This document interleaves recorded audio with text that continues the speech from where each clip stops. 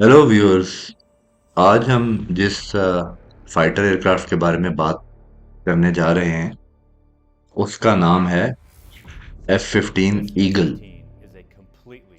इसको बनाने वाली ओरिजिनल जो कंपनी थी वो मैकडॉनल्ड डॉगलस थी, जो कि अब बोइंग का पार्ट है। इस फाइटर के बारे में ये कहा जाता है कि F-86 सेबर जो था, जो वियतनाम वियतनाम भी नहीं बल्कि कोरियन वॉर का जो जहाज था F-86 सेबर, कोरियन वार हुई थी 1950 से 52 के दरमियान।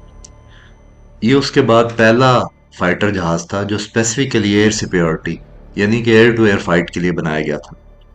हालांकि बाद में हम बात करेंगे कि इसका एक ई वर्जन भी है जिसे स्ट्राइक ईगल कहते हैं, लेकिन प्राइमरीली जो ये खास तौर पे जहाज डिज़ाइन हुआ था वो एयर टू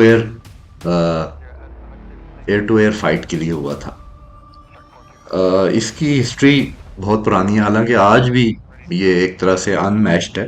इसके बारे में हम आगे बात करेंगे कि इसकी आज तक 100 एयर टू एयर वॉर्स हो चुकी हैं, जिसमें आज तक ये जहाज़ जो है वो लॉस्ट, मतलब ये कि कभी ये इसने शिकस्त नहीं खाई। और ज़्यादातर जो किल्स हैं वो इजरायली एयरफोर्स की तरफ से हैं। खैर वो एक अलहदा बहस है कि इसराइल एयरफोर्स के मुकाबले में जो जहाज़ थे, सोवियत जहाज थे, अक्सर वो सुपीरियर भी खुद भी नहीं थे, और जाहिर है पायलट ट्रेनिंग से भी फर्क पड़ता है। बहरहाल फिर भी आप प्रैक्टिकली कह सकते हैं कि और तो जितने भी जहाज हैं वो डिज़ाइन में बाज ने कभी किसी जंग में हिस्सा नहीं लिया, तो इसने जंग में भी हिस्सा लिया और ये कामयाब भी रहा है। जिस तरह ये कि 100 से ज़्यादा इसकी किल्स हैं। है ये बहुत पुराना, यानी कि पहले पहला ये 1972 में, जुलाई 1972 में इसकी फ़्लाइट हुई थी, और ये सर्विस में एंटर हुआ था, यानी कि अमेरिकन एयरफोर्स की 1976 में। इसके मॉडल्स जो हैं वो A B C D। A B तो अब नहीं, बी यानी कि टू सीटर, और सी में, और डी जो है वो भी टू सीटर। तो इसके अलावा ए और सी जो हैं, और आजकल तो सी रह गए हैं बेसिकली। तो सी जो है ये सिंगल सीट है, और जिस तरह मैंने बताया बी और डी जो हैं वो डबल सीट हैं ट्रेनिंग के लिए। और जो ई स्ट्राइक ईगल जो कि एयर टू सरफेस रोल के लिए, वो भी टू सीटर ही है। पीछे जो बंदा उसमें बैठा होता है वो वेपन ऑपरेशंस ऑफिसर है, यानी कि वो पायलट जहाज उड़ाने पे तवज्जो देता है, और वो एयर टू ग्राउंड जो उसने वेपन फायर करने हैं वो उस पे, इसलिए दो लोग हैं। और A B C D के अलावा जे और डी जे वर्जन भी हैं, यानी कि जापान में इसका एक वर्जन प्रोड्यूस हो रहा है जो कि जिसे जे कहते हैं, और डी जे यानी कि उसका टू सीट और वर्जन ट्रेनिंग के लिए। अभी तक जो प्रोड्यूस्ड हुए हैं वो 1198। तो इसमें ज़्यादातर अमेरिकन एयरफोर्स में ही हैं। इसके अलावा इसको अ, जापान की एयरफोर्स यूज़ कर रही है, सऊदी एयरफोर्स यूज़ कर रही है, और इजरायली एयरफोर्स यूज़ कर रही है। ये ट्विन इंजन है, ऑल वेदर है, टैक्टिकल फाइटर, जो कि मैकडॉनल्ड डॉगलस ने डिज़ाइन किया था। अभी ये बोइंग का पार्ट है, और यूनाइटेड स्टेट एयरफोर्स ने मैकडॉनल्ड डॉगलस को डिज़ाइन जो है 1969 में ये सिलेक्ट किया था कि उन्हें एक dedicated air to air fight वाला जहाज चाहिए। इसके अलावा वो जो इसका ई स्ट्राइक वर्जन है वो 1989 में सर्विस में एंटर हुआ। F-22 ने रिप्लेस करना था F-15 को, लेकिन F-22 की इतनी प्रोडक्शन नहीं हुई कि वो उनको रिप्लेस कर सके। तो इसलिए सी और F-15C और डी ऑपरेट कर रहे हैं, और 2020s तक ऑपरेट करते रहेंगे। और जो ई वर्जन है स्ट्राइक ईगल वो 2030s तक करता रहेगा। तो ये इसकी तारीख है वियतनाम वॉर में। उसके दौरान जो है अमेरिकन एयरफोर्स और नेवी जो है वो एक दूसरे के साथ कंपटीशन में थे कि कौन सा जहाज नेक्स्ट हमने बनाना है, क्योंकि अमेरिका में कोशिश ये होती है कि नेवी और एयरफोर्स के लिए कोई ऐसा जहाज बनाया जाए जो दोनों के जिससे दोनों के लिए कोई जॉइंट इस तरह का बन सके। फाइनली फिर दायरा यही हुआ कि F-14 नेवी का पुराना जहाज था, F-18 बनाया गया क्योंकि नेवी की स्पेसिफिक ज़रूरियात होती हैं। और इसको बनाने की रीज़न ये भी थी कि एफ फिफ्टीन जो है वो इतना महंगा था कि वो ज़्यादा तादाद में नहीं बनाया जा सकता था, इसलिए फिर अमेरिकन ने लाइट वेट फाइटर का एक प्रोग्राम शुरू किया, जिसको एफ सिक्सटीन, उस time general dynamics F sixteen बनाती थी, अभी लॉकहीड के पास चला गया। उस टाइम जनरल डायनेमिक्स का एफ सिक्सटीन सेलेक्ट किया गया एज अ मिडल, और मिडल वेट जो है वो एफ ए एटीन जो है, नेवी ने एफ ए एटीन किया और एयरफोर्स ने एफ सिक्सटीन को चूज किया। तो इस तरह अंदाजन, मतलब एट द हाइट आप कह सकते हैं कि उस टाइम पे जो बनाए गए तो तकरीबन 1000 के करीब ये थे एफ फिफ्टीन। और फिर नंबर्स को पूरा करने के लिए, क्योंकि एफ फिफ्टीन बहुत एक्सपेंसिव थे, एफ सिक्सटीन प्रोग्राम लॉन्च किया गया। उसकी पहली जो प्रोडक्शन है वो भी लेट 1970s में ही मिली। ईरान को जानी थी एक्सपोर्ट पहली, लेकिन फिर ईरान में इनकलाब की वजह से वो इसराइल को हो गई। इसराइल ने फिर वही एफ सिक्सटीन यूज़ किए जो इराक के एटमी रिएक्टर के खिलाफ। उस पर भी मेरी वीडियो मौजूद है, वो आप देख सकते हैं मेरी वीडियो की लिस्ट में। इसमें फिर एफ फिफ्टीन की बहुत ज़्यादा इम्प्रूवमेंट ओवर द ईयर्स होती रही हैं। इसमें रडार चेंज हुआ है, नए वाले में ईसा रडार भी लगा दिया उन्होंने, जो सबसे लेटेस्ट रडार है 4.5 प्लस जनरेशन में। फिर एफ फिफ्टीन सी जो वर्जन है इसका, उस पे IRST भी इन्होंने लगाने की कोशिश की और बहुत से काउंटर मेजर्स लगाने की कोशिश की गई।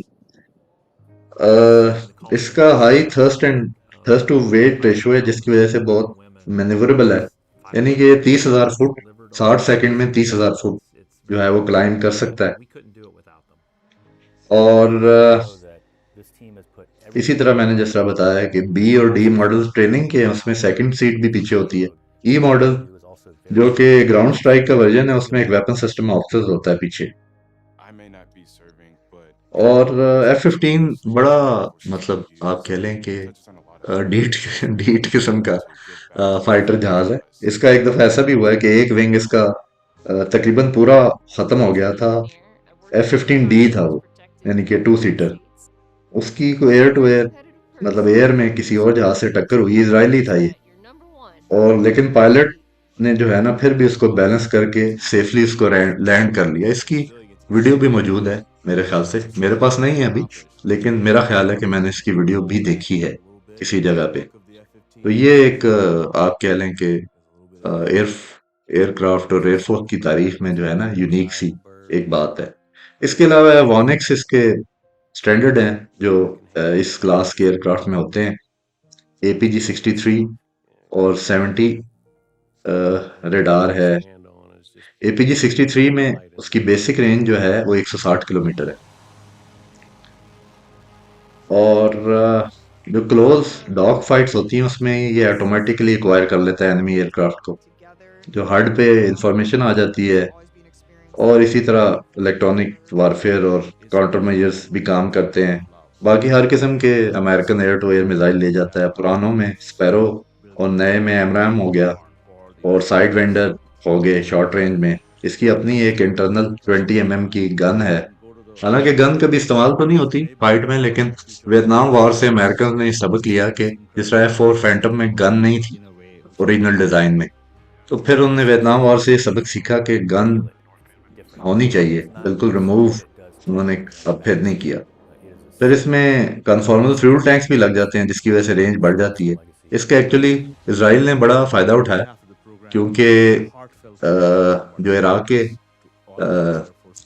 इराक पे हमला था एटमी रिएक्टर पे, उसमें भी एफ फिफ्टीन की जो एक्स्ट्रा रेंज है उसका उन्होंने फायदा उठाया। और इसके अलावा अपने रीजन में भी वो बड़े दूर तक स्ट्राइक कर सकते हैं एफ फिफ्टीन एयरक्राफ्ट की, जो बहुत ही एक्स्ट्रा ऑर्डिनरी रेंज है। बाकी फ्यूल टैंक 2840 लीटर के उठा उठा सकता है। और इन ये कंफॉर्मल फ्यूल टैंक्स की वजह से, जो एक्स्ट्रा फ्यूल है इसकी वजह से, इसको एयर टू एयर बार बार जो है ना वो नहीं करनी पड़ती। और ये कंफॉर्मल फ्यूल टैंक्स इसराइल और सऊदी अरेबिया को, दोनों को सेल किए हैं अमेरिका ने। अ, इसके अलावा F-15E जो है, इसमें खास बात है, APG-70 रडार है और लैंटरिन पॉड्स है टू प्रोवाइड थर्मोग्राफी, यानी कि लो लेवल फ्लाइट जो है वो जहाज अच्छे तरीके से कर सकता है इस पॉड की वजह से। ये पॉड F-16 के साथ भी प्रोवाइड की जाती है। पहली किल जो F-15 से हुई वो इजरायली एयरफोर्स के पायलट ने की थी, मोशे मेलनिक उसका नाम था, 1979 में। और ये लबनान में जो उन्होंने ऑपरेशन किया था फलस्तीनी फैक्शंस के खिलाफ, 1979 से 81 के दरमियान।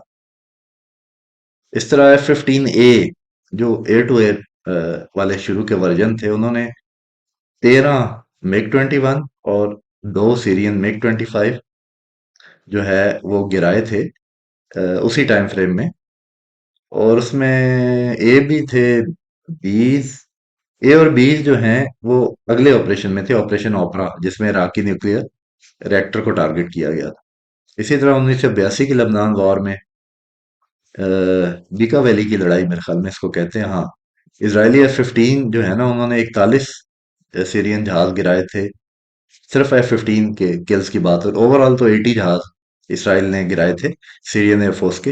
लेकिन 41 जो थे जो F-15 ने गिराए थे, वो उनमें 23 MiG-21, 17 MiG-23, वन एक हेलीकॉप्टर। अब देखा जाए तो MiG-21 और MiG-23 का कोई मुकाबला नहीं है इस F-15 से, क्योंकि MiG-23 बेसिकली ग्राउंड अटैक का जहाज है। MiG-21 चले एयर टू एयर फाइट वाला जहाज है, लेकिन वो टेक्नोलॉजी बहुत पुरानी है, यानी कि आप कह लेंगे 1950s की टेक्नोलॉजी है। अगर सोवियत हो ना, कुछ एडवांस भी आपने कर ली हो, तो ये कोई मैच का मुकाबला नहीं था मेरे हिसाब से। जो इजरायली F-15 ने जो इतने तबाह भी कर दिए ना, तो उन फाइटर्स का आपस में मैच नहीं था कोई। ओवरऑल इसको कहते थे ऑपरेशन मॉल क्रिकेट 19। इसमें इजरायली F-16 और 15 ने मिलकर फिर 82 सीरियन फाइटर्स जो है ना वो गिराए थे। उसमें भी ज्यादातर MiG-21, MiG-23, MiG-23 MS, यानी कि MiG-23 तो टोटली ग्राउंड अटैक है, उससे आप उम्मीद नहीं कर सकते कि एयर टू एयर फाइट करेगा। MiG-21 कर सकता था, लेकिन MiG-21 भी अपने हिसाब से उस टाइम बहुत पुराना जहाज था। अगर F-15 से कंपेयर किया जाए ना, तो ये कोई इक्वल मैच वाली लड़ाई नहीं थी। इसके अलावा इन्होंने F-15 बहुत ज्यादा PLO के अगेंस्ट जो है ट्यूनिस तक, यानी कि ट्यूनिस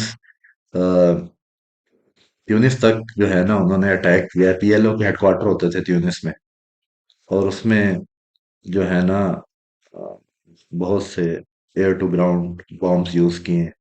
1 GBU-15 बॉम्ब था, और बहुत से यानी कि टैक्टिकल स्ट्राइक मिशंस किए हैं इसकी मदद से, जिसमें GPS गाइडेड बॉम्ब्स, JDAMs और पॉपाई मिसाइल उन्होंने यूज किए हैं। अच्छा, रॉयल सऊदी एयरफोर्स के F-15C जो हैं, उनकी तरफ से भी दो ईरानी F-4 फैंटम जो है उसका वर्जन, ये उन्होंने गिराए हैं, जिनको फैंटम 2 कहते थे, 5 जून 1984 को। तो सऊदी पायलट ने भी ना दो F-4, बहुत पुराना वियतनाम वॉर का जहाज है बेसिकली, यानी कि वियतनाम वॉर स्टार्ट हुई थी 1965 से 75 तक थी। तो इस हिसाब से ये भी बड़े पुरानी टेक्नोलॉजी के ईरानियन जहाज थे जो रॉयल सऊदी एयरफोर्स के F-15 ने गिराए। इसके अलावा जो एक खास बात है इस जहाज की, कि ये एंटी सैटेलाइट मिसाइल भी फायर कर सकता है। ASM-135 इसको कहते हैं अमेरिकन। और इससे मतलब उन्होंने ये दिखाने की कोशिश की कि सोवियत यूनियन जो उस टाइम USSR होता था, उसके वो सैटेलाइट्स को भी लो ऑर्बिट में होते हैं, जो ज्यादातर स्पाई सैटेलाइट्स हैं वो लो ऑर्बिट में होते हैं, उन्हें आप इस तरह के मिसाइल से जो है वो गिरा सकते हैं। बड़े बड़े मुल्क सारे तजर्बे कर चुके हैं, रशिया भी, चाइना भी। और मेरा ख्याल है ये काम अमेरिकन ने किया जनवरी 1984 से सितंबर 1986 के दरमियान। दो F-15 को यूज किया उन्होंने इस काम के लिए।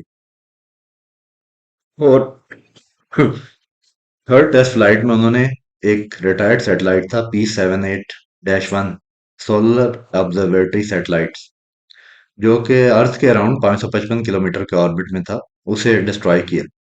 और जो पायलट था अमेरिकन एयरफोर्स का, उसका नाम था Major Wilbert D Dog Pearson. और ये अमेरिकन एयरफोर्स का एक ही पायलट था जिसने कभी सैटेलाइट तबाह किया हो। और ये प्रोग्राम 1988 में अमेरिकन ने खत्म कर दिया। फिर गल्फ वॉर के दौरान एफ Typically फिफ्टीन ने low-level टोटल normal. जो 39 air to air fights Commander हुई थी Star उसमें Wars 36 जो Champion, हैं वो nicknamed by pilot American fans air force के एफ crazy फिफ्टीन थे। low-level missions as if they were और flying इराक ने planes from the ये moon. बताया कि 23 उसके जहाज उसने कंफर्म किया है कि मारे गए हैं air Screaming to through air the combat jagged में। California desert cliffs at blinding और उसमें speeds. स्ट्राइक ईगल जो ई वर्जन है वो भी यूज हुआ रात के टाइम अटैक्स में।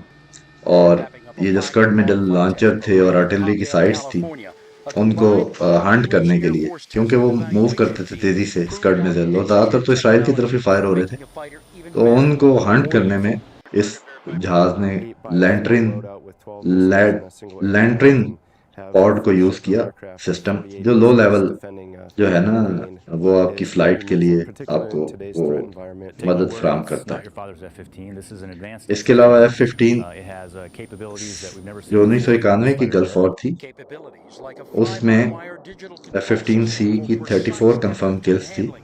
Some of the high angle attack capabilities that are on this जिसमें airplane are really 5 MiG remarkable. 29 थे, Weather stations want to दो know where you MiG are now 25 थे, and refer 8 मिग business. 23 थे, What 2 greatly MiG increases 21 the थे, weapon's 2 carrying S U capabilities forty of the five थे, airplane. A 4 powerful S U twenty advanced two थे, radar capable of 1 S U supporting 7 था multiple और missiles on 6 target Mirage at a F 1 थे, time.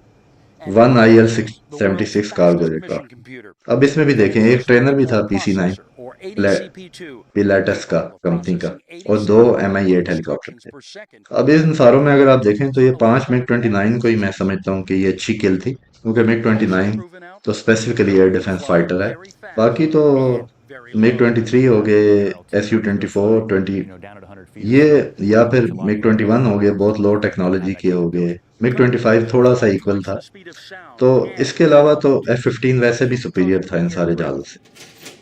तो And fellow test team members, अ, ये कहते हैं कि 3 दिन के अंदर अंदर हमने एयर सुपीरियरिटी एरी, यानी कि कोई चैलेंज करने के लिए नहीं था, उन्नीस सौ pushing to इक्यानवे की advance गल्फ वॉर में F-15 to its उनकी एयरफोर्स limits. ने air superiority Fighters achieve pilots कर ली have थी। a message they're confident to deliver. बाकी F Time of fifteen that, stay out of the way because जो हैं when E, it gets airborne, it's a क्योंकि force इतने of attack कर nature. रहे थे तो दो जो हैं वो ग्राउंड फायर से जो है ना वो गिर भी गए उस जमाने में। अ, और एक तीसरा जो है वो डैमेज हो गया था, स्कड अटैक हुआ था किंग अब्दुल अजीज एयरबेस पे उस दौरान, उस जंग के दौरान। फिर एक दफा ये हुआ कि रॉयल सऊदी एयरफोर्स का पायलट जो है ना वो सूडान चला गया एफ फिफ्टीन फाइटर लेके, ऑपरेशन डेजर्ट शीट के दरमियान उस टाइम पे। सऊदी अरेबिया ने $40 मिलियन लेके उसको वापस 3 मंथ के बाद वापस लिया। इसके अलावा रॉयल सऊदी एयरफोर्स वालों ने दो इराकी मिराज एफ वन गिराए इस जंग में, ऑपरेशन डेजर्ट स्टॉर्म में। और एफ फिफ्टीन सी एक सऊदी सऊदी अरब रॉयल सऊदी एयरफोर्स का, वो 1991 की गल्फ वॉर में क्रैश भी हो गया, उससे उनका नुकसान हुआ। फिर 1994 में एक ऐसा वाकया हुआ कि अमेरिकन आर्मी के UH-60 ब्लैक हॉक्स थे, जो कि US F-15 ने नॉर्दर्न इराक में फ्रेंडली फायर में गिरा दिए। फिर इसके बाद वाली जंग में जो कोसोवो ऑपरेशन था 1999 में नेटो में, वहां F-15C ने अमेरिकन एयरफोर्स के यूगोस्लाविया के मिग 29 वो AM-120 एमराम यूज करते हुए AM-7 जो स्पैरो है उसको गिराया। कितने गिराए? 4 गिराए मिग 29। तो मिग 29 भी अच्छा फाइटर है अगर F-15C से मुकाबला किया जाए, लेकिन F-15C डेफिनेटली सुपीरियर है एवोनिक्स के हिसाब से। इसके अलावा अभी air to air combat record में 104 किल्स हैं विद नो लॉसेस, और इनमें से हाफ जो किल्स हैं वो इजरायली एयरफोर्स पायलट्स की हैं। F-15A जो है 2009 में रिटायर्ड कर दिया अमेरिकन एयर नेशनल गार्ड ने, और ए और बी मॉडल्स इसके साथ ही रिटायर कर दिए गए 2009 में।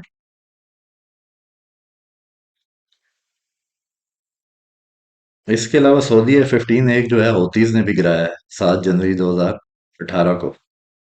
उन्होंने एक एयर टू एयर मिसाइल को मॉडिफाई करके R-27T को जो एयर टू एयर मिसाइल है उसको as a surface to air missile convert करके जो है वो एफ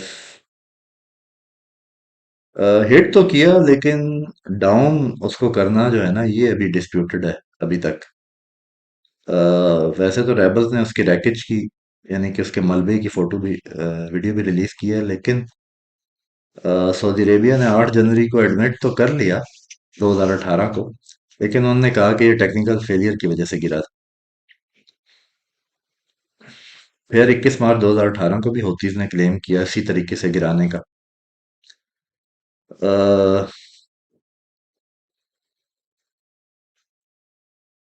सऊदी एयरफोर्स ने इसको डिनाई किया, क्योंकि उन्होंने कहा कि सेफली लैंड हो गया हमारी एयरफोर्स बेस पे।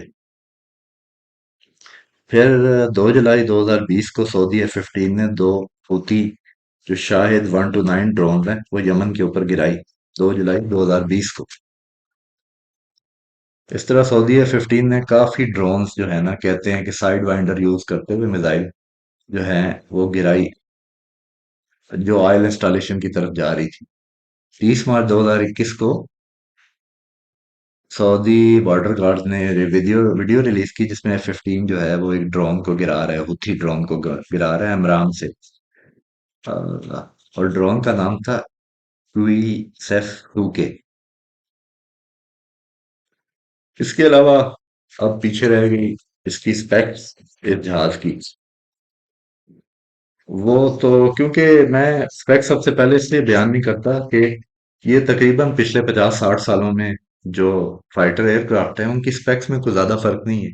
अक्सर मैक 2 2.3 के दरमियान स्पीड होती है इनकी, और बाकी स्पेक्स भी कोई ऐसी खास नहीं होती। जब डबल इंजन जहाज हो जाए तो ज्यादा उठा सकता है वजन। बाकी फर्क जो है बीच में वानिक्स का होता है, उसकी क्वालिटी का होता है। बाकी मैन्यूवरिंग भी जहाज़ों में बहुत, सिवाय इसके जब थर्स्ट वेक्टर इंजन आए जिससे फर्क पड़ा, उसके अलावा कोई बहुत बड़ा फर्क नहीं है। मिसाल के तौर पे इसकी 63 फीट 9 इंच लेंथ है, और डबल इंजन जहाज के लिए ये बड़ी मुनासिब लेंथ है। Wing span 42 foot 10 inch, height 18 foot 6 inch, wing area 608 square foot, empty weight 12,701 KG, और gross weight 20,185 KG. Max take off weight 30,844 KG. Fuel capacity internal जो है 6,103 केजी। दो प्रैट एंड विटनी के इंजन है after burning turbofans F100 PW220, और maximum speed Mach 2.5 at high altitude, Mach 1.2 at sea level. Combat range अगर introduction mission पे है वो 1965 किलोमीटर। फेरी रेंज यानी कि एक जगह से दूसरी जगह जाने के लिए 5,600 किलोमीटर बगैर वेपन्स के फुल फ्यूल के साथ। एक्सटर्नल और conformal fuel, 3 external fuel tanks होंगे, और कन्फॉर्मल फ्यूल टैंक्स भी लगे होंगे विंग के साथ, तो ये 5,600 किलोमीटर। Service ceiling 65,000 feet.